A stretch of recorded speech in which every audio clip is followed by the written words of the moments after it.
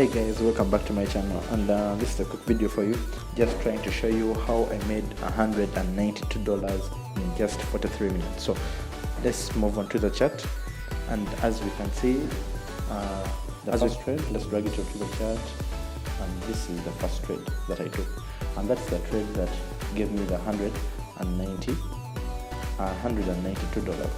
As you can see, it took us 43 minutes, 41 points. As you can see, I used my indicator, the end of market strength indicator. The way the strategy goes, whenever our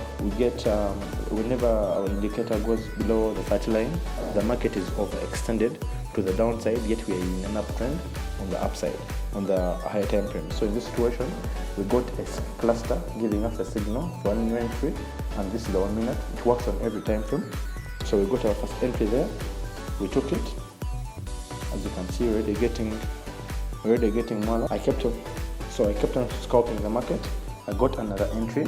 We got it around here, and we took it after us getting our cluster, and we had to get out from around $25.